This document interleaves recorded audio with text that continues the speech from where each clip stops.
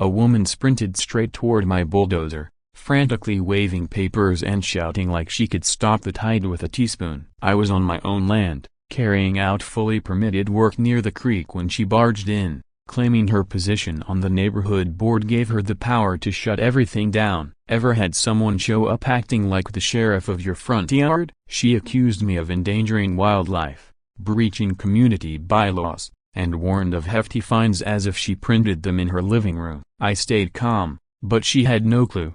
This wasn't her territory to rule. Let me know in the comments, has your HOA ever tried something like this? What nobody in Sunset Hills realized was that I wasn't just another new homeowner looking for suburban peace. In reality, I was the regional supervisor for the State Environmental Protection Agency, working undercover on the biggest investigation of my 2-decade career. For 6 months, our office had been bombarded with anonymous reports about dead fish turning up in the creek winding through this picture-perfect neighborhood. When the same waterway keeps coming up in complaints, it isn't coincidentia, it's a red flag. And when you see a pattern of environmental harm, it almost always points back to human activity. Instead of sending in a team that would scare off whoever was responsible, I chose a different path. For 3 months, I led a double life worthy of any undercover agent. Morning jogs past the creek, casual chats over beers at the neighborhood barbecue. Every friendly nod was actually part of my surveillance. The irony was delicious.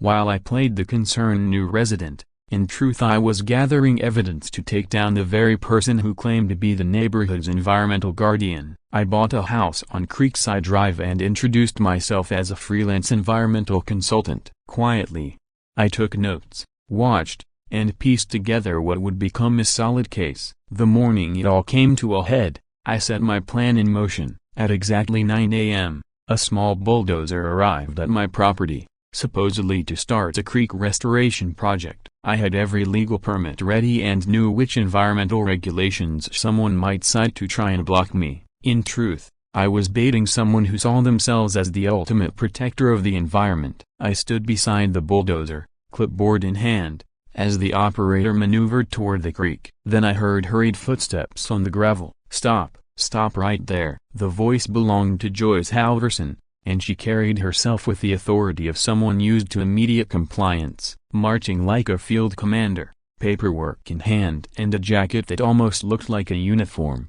She truly believed she was the neighborhood's top environmental enforcer. Joyce planted herself firmly between my bulldozer and the creek, spreading her arms as if her sheer willpower could keep the machine back. "I'm Joyce Halverson, chair of the Sunset Hills Neighborhood Management Board. I'm ordering you to stop this environmentally destructive work at once," she declared with absolute conviction. "I represent this community's environmental interests and have the authority to shut this down," she added, as if delivering a courtroom verdict. Her dramatic performance nearly made me laugh, but I forced a puzzled look instead. "I'm sorry, ma'am, but I do have all the proper permits for this restoration project," I told her calmly, showing my documents while making sure none of my real agency papers were visible. "According to these, everything should be above board, but if there's some local rule I'm unaware of, could you please explain what I need to do?" It was a question crafted to coax her into revealing just how far she thought her power extended. Joyce barely glanced at the permits before dismissing them outright. "These local permits mean nothing when they contradict environmental protection laws, of which I know inside and out. As this community's elected environmental steward,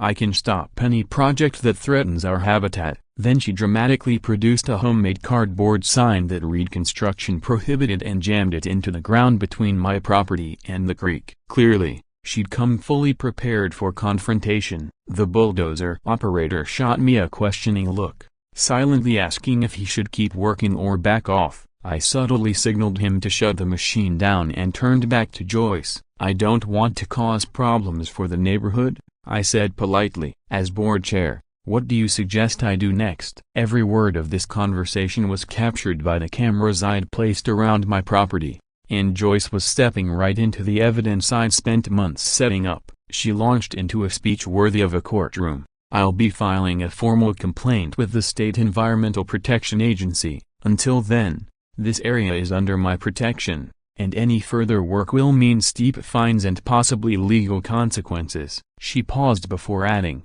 I know environmental law better than most government officials, and this project violates at least 6 statutes on waterway protection. If only she knew that her complaint would end up on my desk. I nodded, playing the part of the intimidated homeowner. Thank you for explaining this to me. Clearly, I've got a lot to learn from someone with your expertise, I said, my tone respectful. What she didn't realize was that every word was being recorded for case file number 734. Her claims about her authority and legal knowledge would make fascinating reading for my agency team. After she left, I went back inside, sat at my desk, and drafted an email to my supervisor at the agency. The subject line read, Internal Observation Report, Target Investigation, Phase 1. I began my report with a wry sense of satisfaction. Subject has responded exactly as behavioral analysis predicted. Joyce Halverson had walked right into the most elaborate trap of her life and she didn't even know it. The very next morning, Joyce staged what could only be called her victory lap. The flimsy handmade cardboard sign from the day before had vanished overnight, replaced by a large professional-looking metal sign, painted in bold red letters. Access prohibited. A destroy local wildlife. A responsibility. Chairman Joyce Halverson, Sunset Hills Neighborhood Management Board. It wasn't just a warning, it was a declaration of power in cold steel and paint. For me, it was also the proof I needed. Joyce putting her claim of authority in writing. Less than a day after our initial confrontation, I discovered an official-looking envelope slipped under my front door during my morning coffee. Inside was a formal violation notice, complete with neighborhood association letterhead, stamps, and signatures, accusing me of deliberately violating land protection regulations and fining me $500. The stamps were genuine, but the regulations, entirely fabricated. Joyce had invented entire subsections of neighborhood bylaws that existed nowhere except in her imagination and in her obsessive need to dominate. It was a near-perfect imitation of authority, designed to intimidate anyone who dared to challenge her. Over the next several days, I quietly carried out what I thought of as a social reconnaissance mission. Strolling through the neighborhood at different times, I struck up conversations with residents, casually mentioning how knowledgeable Joyce seemed about environmental rules. The responses painted a disturbing portrait, a community that had grown used to Joyce's tightening grip. Mrs. Patterson, leaning in conspiratorially, told me how Joyce had forced the Hendersons to cancel their flower garden last spring, claiming non-native flowers would confuse the bees and stop them from finding their hive. I kept my voice light. Really? About bees? I asked, hiding the anger bubbling under my calm exterior. Mr. Thompson shared his own frustration. Joyce had blocked the installation of solar panels on the community center, arguing it might disturb nesting birds or interfere with their natural navigation systems. Each story revealed the same pattern. Joyce had slowly built a reputation as an amateur environmental expert whose knowledge supposedly eclipsed real professionals. If I hadn't already seen her overseeing the spraying of chemicals, I might have believed it too. That's the power of a uniform, a real or self-appointed. The fear and respect residents showed when they spoke about her was telling. They described her as someone who understood environmental law better than most government officials. She'd cultivated this persona carefully, making herself nearly untouchable. One conversation stood out. My thoughtful neighbor David Miller, after glancing around to be sure no one was listening, shared that Joyce had once tried to stop the city from trimming tree branches near power lines. She claimed it would traumatize the ecosystem and disrupt the natural energy flow between neighborhood plants. When the city ignored her, she flooded government offices with complaints accusing them of environmental vandalism. I made a mental note to check if those letters had reached our agency. Meanwhile, my security cameras captured another side of Joyce. Every day, she patrolled the neighborhood, photographing anything that could look environmentally suspicious. She kept detailed records of each resident's lawn care, landscaping choices, and outdoor projects, and relied on a network of loyal informants to report any violations. Then, in a single piece of footage, the investigation turned. Reviewing video from earlier that week, I caught Joyce supervising a maintenance worker spraying chemical treatments along the creek bank. Clipboard in hand, She pointed exactly where to apply the herbicide, right in the same spots residents had reported finding dead fish. I rewound and watched again. She wasn't just passively involved, she was orchestrating it. The same person publicly presenting herself as the creek's greatest protector was privately leading the poisoning of its waters. That was the smoking gun, concrete evidence of her environmental damage, hidden behind environmental rhetoric. The irony was almost too perfect. By the end of 2 weeks, I had assembled the full picture: systematic intimidation, fake rules, environmental destruction, and Joyce's unshakable belief in her own expertise. And that belief made her predictably exactly what I needed. Her final mistake, convinced she'd scared me into silence, Joyce decided to escalate. She spent an entire evening drafting what she clearly thought was her ultimate move: a formal complaint to the State Environmental Protection Agency. What she didn't know was that the complaint would end up on my desk. Joyce's final move came in the form of a formal complaint, describing me as a resident engaged in systematic behavior that poses serious biological risks to the community ecosystem and threatens environmental integrity. Watching her drop that complaint into the neighborhood mailbox the next morning, her face practically glowing with self-satisfaction, I knew she had just handed me the last piece of evidence I needed. In under 48 hours, her letter would arrive at my office, where I, as the regional supervisor for the very agency she hoped to weaponize, would be the one to review it. Joyce Halverson had unknowingly just taken the first step in destroying her own little empire, smiling confidently as she did. Tuesday morning brought one of the strangest moments of my 20-year career in environmental enforcement. Sitting at my desk at the State Environmental Protection Agency,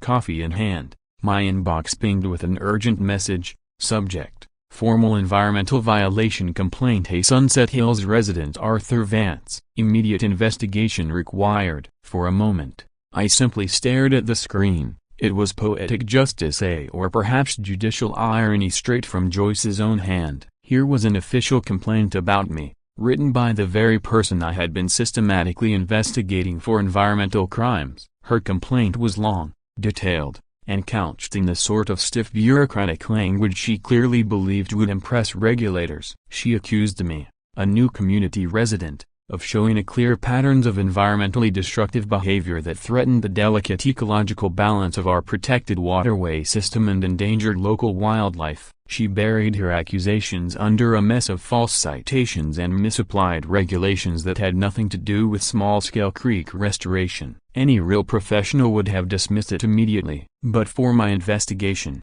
it was perfect, written proof of how she systematically misused environmental language and fake authority to intimidate and control. I saved the complaint straight into my case file, then began digging deeper, pulling 3 years' worth of neighborhood purchasing records, contractor invoices, and chemical treatment reports. The pattern was as clear as it was damning. Thousands of dollars in community funds spent on industrial-strength herbicides and pesticides, all toxic to aquatic life, and all signed off personally by Joyce Halverson. No resident consultations, no expert reviews, just poison, paperwork, and Joyce's signature at the bottom. It was time to act. That afternoon, I stepped into my backyard and made a call to my supervisor, deliberately loud enough that anyone in earshot might overhear. "Yeah, it's going exactly as our behavioral analysis predicted," I said clearly, projecting my voice toward the fence. "She's taken the bait completely. We've got everything we need. I'll wrap this investigation up at next week's community meeting."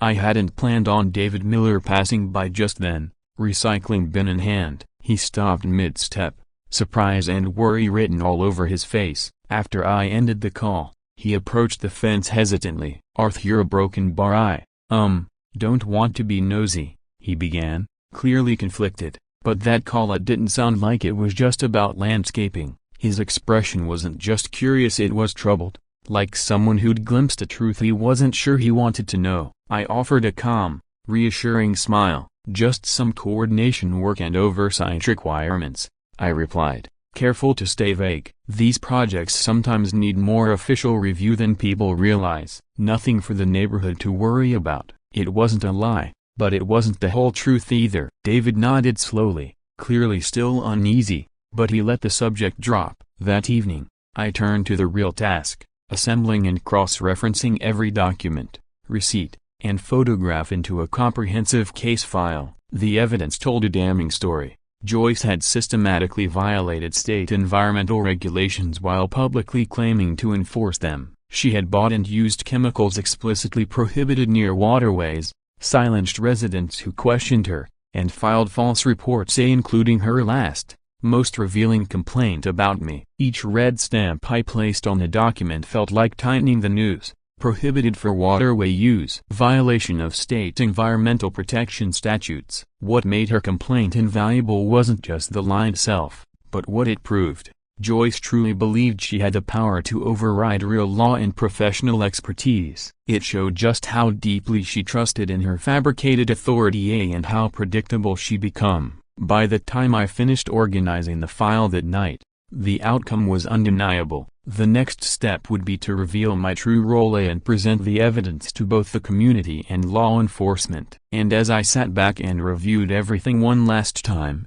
I couldn't help but think, in the end, Joyce Halverson had practically built her own downfall, piece by piece. All I'd done was watch, document, and wait. I couldn't help but appreciate how completely Joyce had incriminated herself through her own arrogance. Every move she'd made to build her reputation as the neighborhood's environmental authority had actually strengthened an airtight legal case against her. Her formal complaint to my agency was the final piece of evidence proving she was willfully and knowingly violating the very regulations she claimed to understand better than the professionals. The next morning brought exactly the escalation I'd been waiting for. Joyce had called an emergency community meeting for the following evening, and the notice she circulated included a photo of me standing beside my bulldozer. Beneath it, the caption read, "Emergency discussion regarding destructive environmental behavior by resident threatening our shared natural landscape." She intended to make me a public example to show the neighborhood what happened to anyone daring to challenge her authority. What she didn't realize was that she was giving me the perfect public stage to reveal what I'd discovered, her actual environmental crimes and years of systematic fraud. The meeting took place in the small park at the center of Sunset Hills. Joyce had arranged the space meticulously, folding chairs in a semicircle, a large easel for her posters, and a table draped in documents and official-looking binders. She'd even brought professionally printed charts and colorful infographics. It looked less like a neighborhood meeting and more like a one-woman press conference staged by someone convinced she was single-handedly saving the planet. When Joyce began speaking, it wasn't just a presentation, it was a performance. She introduced herself with pride as the elected environmental protection representative and chair of the neighborhood management board, claiming she knew environmental law more thoroughly and comprehensively than most government bureaucrats. Her voice rose and fell dramatically, hands slicing the air like a conductor guiding an orchestra of fear and guilt. Someone nearby whispered, "This is a bit much," but no one dared interrupt. Some residents nodded along, while others scribbled notes as if they were attending a seminar led by a self-anointed environmental prophet. At the center of her display was an elaborate poster titled "Environmental Protection Standards for Our Green Community Zone." It bristled with hand-drawn graphs and color-coded risk levels that, while they looked scientific, were completely meaningless by any legitimate standard. Pointing to each section, Joyce explained how my small creek restoration project posed an unacceptable threat to water quality, wildlife, and the neighborhood's ecological balance. For anyone lacking environmental expertise, the presentation sounded impressive. For an actual professional, it was almost comically absurd. Joyce's words were calculated and sharp. She described my bulldozer as heavy industrial machinery built for large-scale projects that would crush delicate root systems, harden sensitive soils, and terrify nesting birds. She framed my project as selfish landscaping to boost personal property values at the expense of shared ecological health. Most effectively, she turned it into a moral test. Would the community stand united to defend the environment, or let one resident destroy it for private gain? The response from the crowd was exactly what she'd orchestrated. A teenage boy smirked, "Dude, we recycle better than you." A woman hugged her canvas tote bag tighter and asked, "Why didn't you check with Joyce first?" Liv stepped forward, toddler on her hip, and asked timidly, "She's always protected our environment. Why wouldn't you ask her?" An elderly man in a fishing vest accused, Are you behind those dead fish we've seen?" Even a kid with a skateboard shouted, "Bro, you don't even sort your recycling. Why should we trust you with the creek?" It felt like standing trial with no judge, only a single, unrelenting prosecutor. As the questions and accusations peaked, my every instinct screamed to reveal the truth right then, to pull out the evidence, slam it down, and end her act once and for all. But real justice isn't about the loudest moment. It's about the right moment. The trap wasn't fully set yet. She needed to lean even further into her delusions of authority, to say more, do more, to ensure that when the truth came out, it would be undeniable. So instead, I did the hardest thing. I bowed my head. I nodded with fake shame. I swallowed my pride and let the silence stretch, wearing a thin, defeated smile that cost me everything. Then I stood, forcing myself to sound humble, small, giving her exactly what she craved most, public submission. "I want everyone here to a broken bar. I want everyone here to know," I began quietly, "that I've listened very carefully to all your legitimate concerns tonight. And I've learned a tremendous amount about environmental protection from Joyce's comprehensive and educational presentation. If this community truly believes my project poses any risk to our shared natural resources and wildlife, then I'll halt all work immediately and completely rethink my approach to restoring the creek." My concession was carefully calculated. It gave Joyce the public victory she craved while casting me as the humbled resident who'd learned his place. The reaction was instant and exactly as she'd engineered. Applause broke out around her. Residents thanked her for protecting them from what they saw as my reckless environmental destruction. Joyce practically glowed under the attention, soaking in the community's gratitude and their open acknowledgement of her superior expertise. I sat back down in my deliberately distant chair, feeling the crowd's newfound unity, united against me, and behind my lowered gaze, I allowed myself the faintest smile. Everything was unfolding precisely as planned. Let her enjoy this applause one more day before the stage collapsed. From an investigative perspective, what made this moment so satisfying was watching Joyce's reaction to what she believed was her complete triumph. She couldn't simply accept the crowd's support and move on. Instead, she basked in it, spending another 20 minutes lecturing residents about how her expertise had spared them from an ecological disaster. She promised to keep them safe from future threats and positioned herself not just as a concerned neighbor, but as an environmental authority beyond even government regulators. When the meeting finally ended, Joyce still receiving congratulations, I walked home alone, while residents stayed behind, eager to talk about new ways to bolster environmental protections under her leadership. Back in my house, I went straight to my computer to review security footage I'd collected over the past week. The video was damning. Joyce personally directing the spraying of banned herbicides and pesticides along the creek bank, right where residents had been finding dead fish. I saved the footage into my case file, reflecting on the performance I just witnessed. Joyce's elaborate presentation hadn't been about protecting the environment at all. It was about protecting her power and feeding her need for recognition. Her public claims of unparalleled expertise and authority stood in stark contrast to the evidence I'd gathered, proof of her direct environmental harm. Emboldened by what she saw as her complete victory, Joyce made the decisive overreach I'd been waiting for. Within 48 hours, she drafted what she clearly believed would be her ultimate weapon, a formal petition to expel me from the community for environmental violations and disruptive behavior. The petition was as bold as it was absurd. An official-looking document, carefully worded to transform my modest creek restoration into a near-catastrophic environmental threat. It described me as a divisive resident, guilty of damaging shared natural resources and sowing discord. Reading it, I nearly laughed. She hadn't just doubled down, she'd built an entire monument to her own delusion. But what made it truly valuable for my investigation wasn't just the exaggerated accusations. It was the way she gathered the required signatures to make it look legitimate. Community bylaws required support from at least 10 households. But Joyce wasn't content to build genuine consensus. She wanted the illusion of overwhelming community backing. Through my discreetly positioned security cameras, I watched her carry out her plan. She started at Mr. Dalton's porch, clipboard in hand, voice syrupy and sweet. "It's just a formality, dear," she assured him, "to make sure our community stays safe. When Mr. Dalton hesitated, reading more carefully than she'd expected, Joyce leaned closer, lowering her voice. "Of course, not signing might raise questions later about your own commitment to protecting the neighborhood."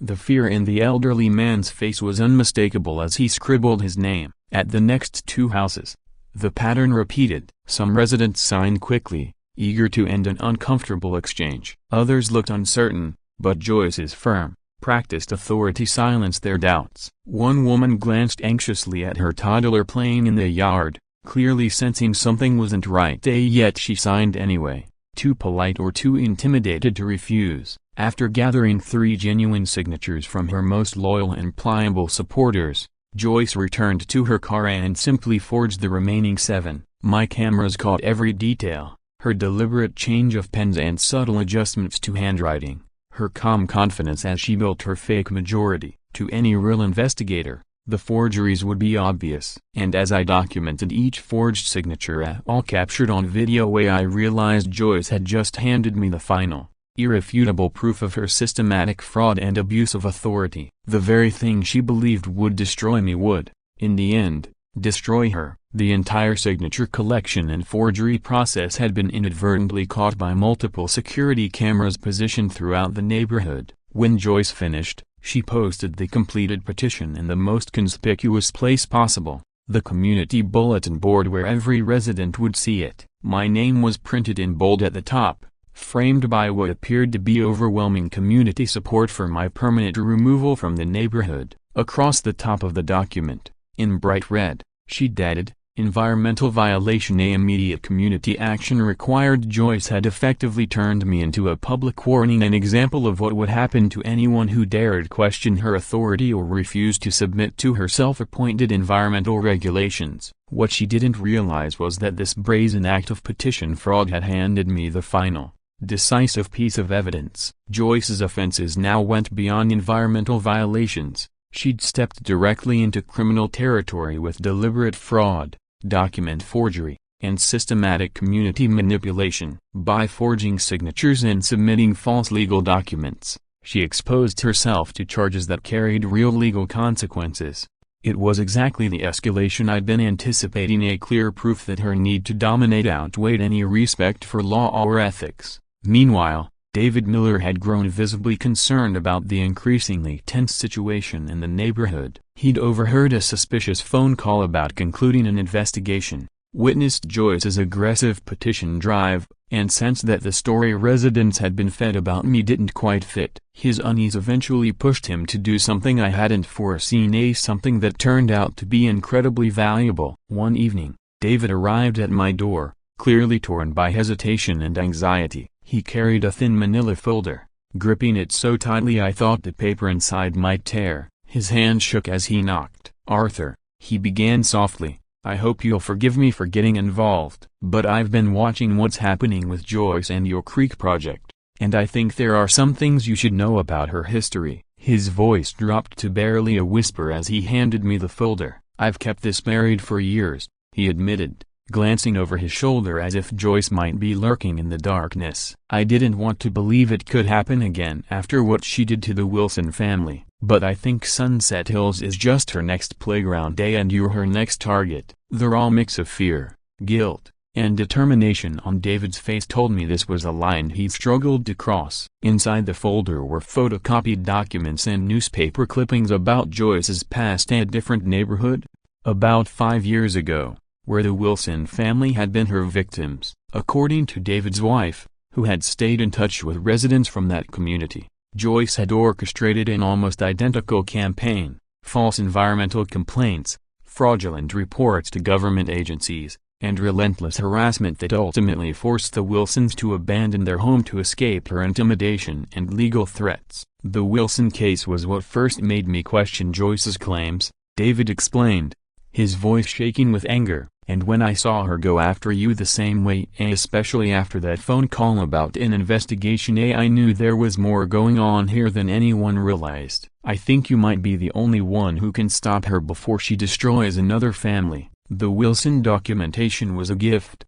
It showed that Joyce wasn't simply overreacting or making isolated mistakes. She had a pattern across communities and years of using fabricated environmental concerns to harass residents, manipulate neighborhood processes, and keep control. The fact that she'd moved to Sunset Hills and repeated the exact same tactics proved her violations were deliberate and systematic. The morning I chose to reveal my true identity marked the end of 3 months of careful investigation and the start of a dramatic shift in the community's understanding. I had built a complete, documented case, evidence of Joyce's illegal chemical use, the forged petition, and now a documented history of prior abuse. More importantly, I had allowed her to incriminate herself at every step. Her words, her actions, and her overconfidence all carefully recorded and documented. Residents opened their mailboxes that morning, expecting another informal neighborhood bulletin. Instead, they found an official,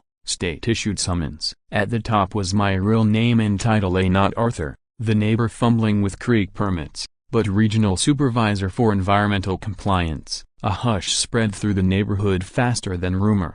The notice itself stood in stark contrast to Joyce's emotional petitions and improvised speeches. No hand-painted slogans, no fear-based appeals, just formal legal language, the weight of state authority, and the seal of the agency. The sender was unmistakable: Arthur Vance, Regional Supervisor, State Environmental Protection Agency. The subject line made the purpose unmistakably clear: mandatory community meeting regarding systematic environmental compliance violations in Sunset Hills residential area. And unlike Joyce's gatherings where she relied on rumor, personal authority, and hypothetical threats, my meeting would address real, documented environmental crimes that had already harmed the community's ecosystem for years. The reaction was immediate and dramatic, exactly as I had anticipated. Residents who had spent months deferring to Joyce's supposed expertise suddenly realized the truth. An actual state environmental official had been living among them,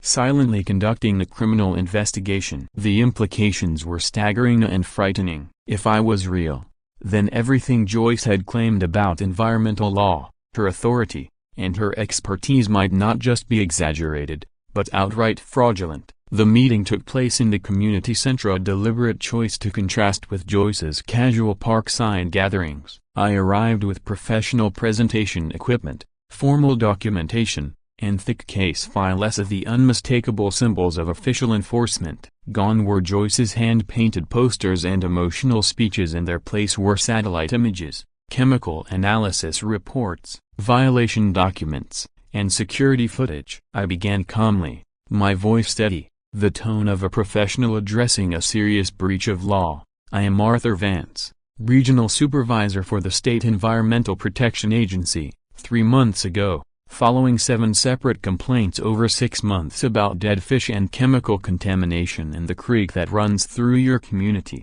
I made the decision to move here personally. Rather than conducting a standard investigation which might have given responsible parties time to conceal evidence, I chose to document ongoing violations in real time. From there, I laid out the evidence systematically and without embellishment. I displayed satellite imagery covering the past 3 years, showing the progressive destruction of creekside vegetation. Each date and location corresponded precisely to chemical applications Joyce had authorized using community funds. Thousands of dollars spent on toxic pesticides, with her signature on every purchase order. Chemicals specifically prohibited for use near waterways. When the first video ended, the room fell silent. One woman covered her mouth in shock. Someone whispered an expletive. I pressed play again. On screen, in high definition, Joyce was seen personally directing the spraying of those banned chemicals, pointing out areas for concentrated treatment and overseeing workers as they applied the toxins directly along the creek bank. The footage was undeniable,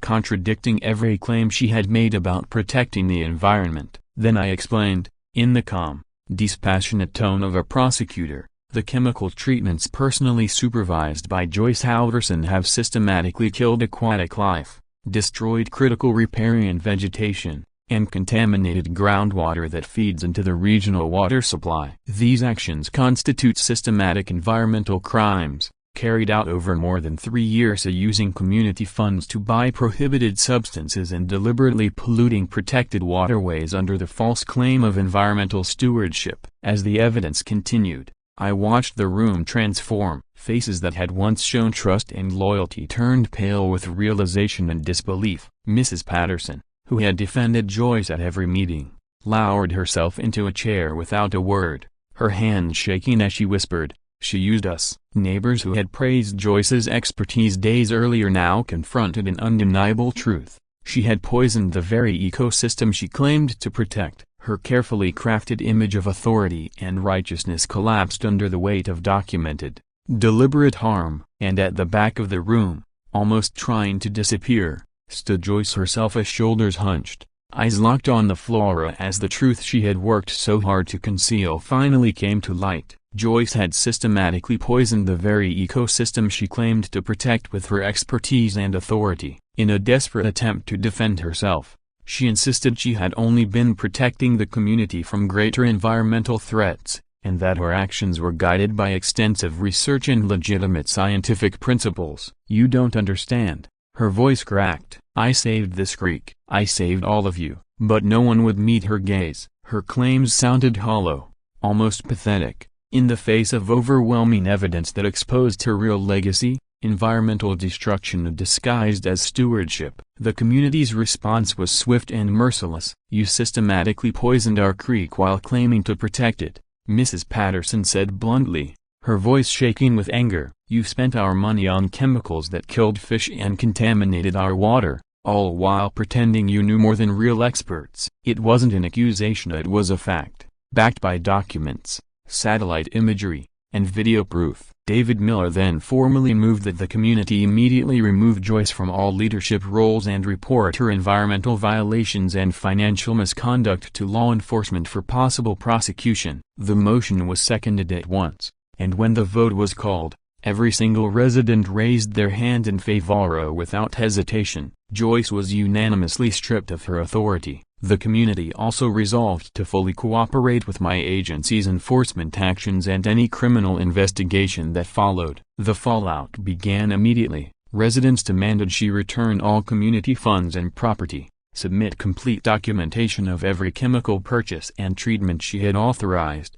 and step down from all environmental decision-making. They also ordered a full financial audit of her tenure. Some announced plans to file civil suits to recover misused funds and seek damages for the environmental harm she had caused. In a last, panicked attempt to salvage control, Joyce stood up and shouted, "You can't treat me this way. Everything I did was for the benefit of the community and the wildlife." But her words only revealed how deeply she misunderstood the magnitude of her crime and how her obsession with control had blinded her to reality. Even confronted with undeniable evidence, she still tried to claim moral authority.